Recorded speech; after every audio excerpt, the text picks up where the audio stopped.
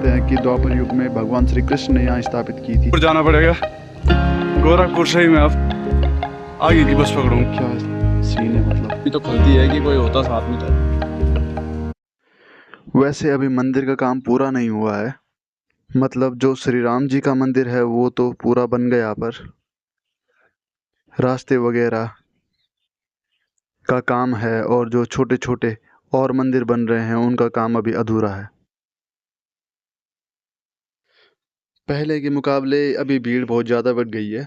जब मैं सुबह आया था उसके मुकाबले अभी की भीड़ तो बहुत ज़्यादा है, तो लग रहा है कि अच्छा किया सुबह ही आ गया। यह है दोस्तों हनुमानगढ़ी का मंदिर। जिस समय मैं आया था उस समय भी ऐसी ही भीड़ थी और इसी भीड़ से मैं अंदर गया, पर अंदर का दृश्य इसलिए नहीं दिखा पाया क्योंकि उस समय मैं कैमरा राम मंदिर में ही छोड़ कर आया था। अब मैं जा रहा हूँ कनक भवन की तरफ। पहले के समय जो राजा रानी होते थे उनके लिए अलग महल होता था, जो बच्चे होते थे उनके लिए अलग महल होता था, जो बाकी लोग होते थे उनके लिए अलग महल होता था। इसलिए जब भी आप तीर्थ स्थानों पर जाते हैं तो आपको बहुत सारे मंदिर और महल दिखाई देते हैं। तो हर किसी का अपना अपना एक महत्व है, अलग अलग जगह अलग अलग चीज़ों के लिए प्रयोग होती थी। जैसे जन्मभूमि में भगवान राम का जन्म हुआ तो वहाँ पे श्री राम मंदिर है। दशरथ महल में राजा दशरथ अपनी रानियों के साथ रहते थे। बचपन में श्री राम जी का बचपन भी वहीं बीता। ये है महाराज दशरथ का महल।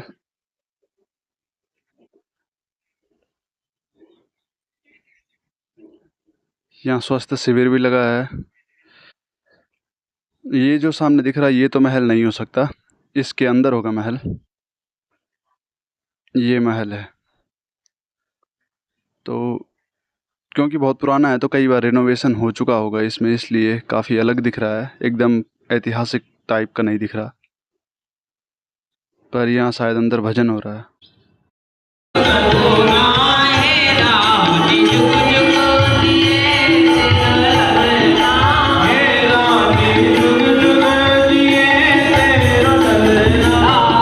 यहाँ पर भजन भी चल रहा है, थोड़ी देर भजन में बैठूंगा।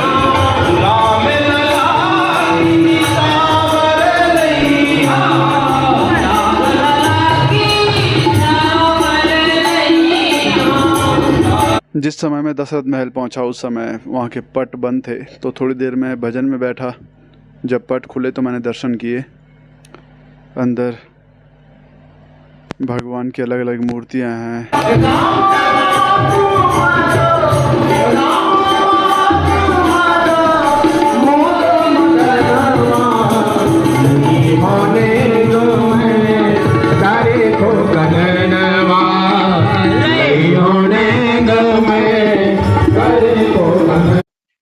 तो दोस्तों फिर मैं चल दिया कनक भवन की ओर।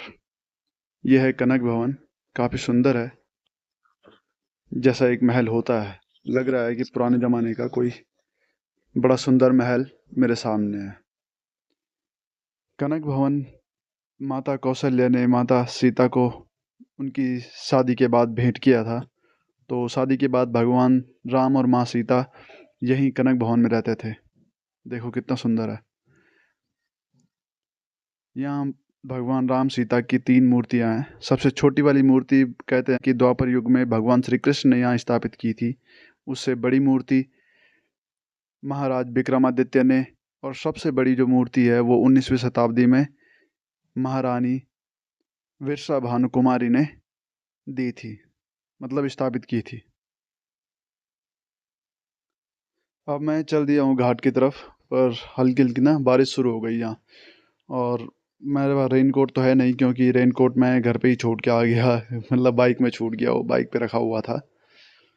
अब देखता हूँ कैसे बचूंगा बारिश से। एक ये भी मन में आ रहा है कि सीधा छोड़ो चलता हूँ बस स्टैंड की तरफ और बस पकड़ता हूँ सिद्धार्थ नगर के लिए। सुबह जिस रिक्शा वाले के साथ ना मैं बस स्टैंड से आया था मंदिर के लिए, उसने कहा था कि सरयू में पानी नहीं है इसलिए आपको यहीं पर कहीं होटल में नहाना चाहिए। पर यहाँ तो काफ़ी पानी दिख रहा है यार, गलती की, यहीं नहाना चाहिए था सुबह। ये है राम की पैड़ी।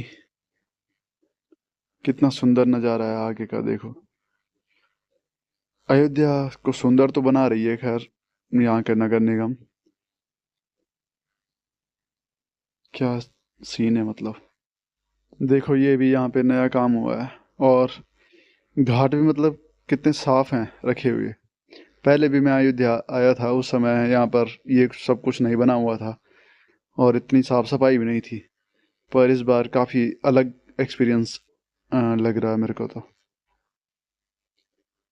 तो आगे सरयू की तरफ चलते हैं, उस तरफ देखते हैं उस तरफ कैसा नज़ारा है।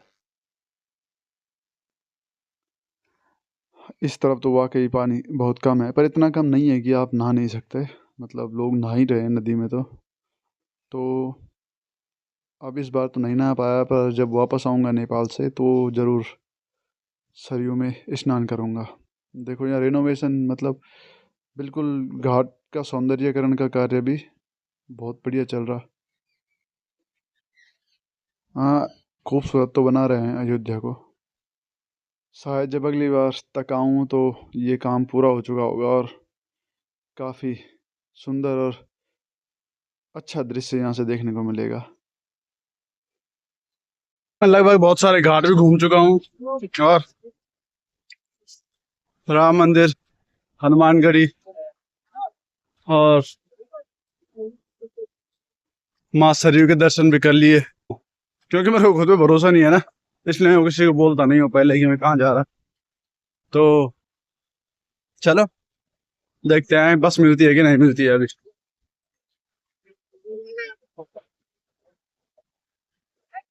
कान हो गई यार, बैग कंधे पे लटका है, चलता रह रहा मैं। अभी बाईपास इतनी दूर है, सामने दिख रहा होगा आपको बोर्ड हरे रंग का, वहीं पर। मतलब बहुत ज्यादा दूर भी नहीं है खैर, पर थोड़ी बहुत दूर तो है ही।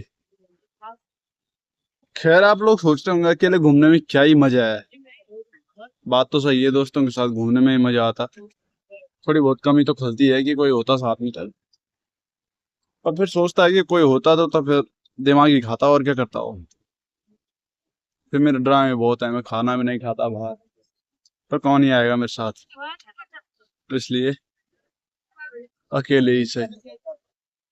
एक और चीज़ जो मुझे यहाँ पे बहुत अच्छी लगी वो ये है कि सड़क के किनारे ये जो आप देख रहे हो ना, ये चित्र बना रखे, ये काफ़ी सुंदर हैं और पूरी रामायण की कथा इन चित्रों से बता रखी है। अब देखो यहाँ पे चित्र बना रखा है, रावण और भगवान श्री राम के बीच में युद्ध हो रहा है।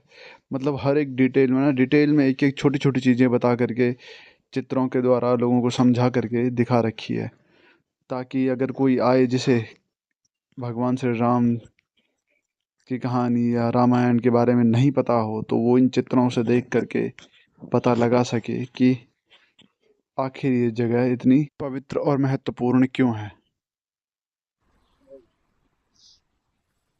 मैं सोच रहा था कि मुझे यहीं से सिद्धार्थनगर नेपाल की बस मिल जाएगी, पर यहाँ से नहीं मिल रही, मिलेगी कह रहे हैं लोग। तो मुझे गोरखपुर जाना पड़ेगा। गोरखपुर से ही मैं अब आगे की बस पकड़ूंगा। देखता हूँ शाम तक गोरखपुर पहुंच जाता है, नहीं पहुंच पाता फिर मैं रात को सफर करता, ताकि मेरा होटल का पैसा बच जाता और मैं गाड़ी पे सो करके निकल जाता।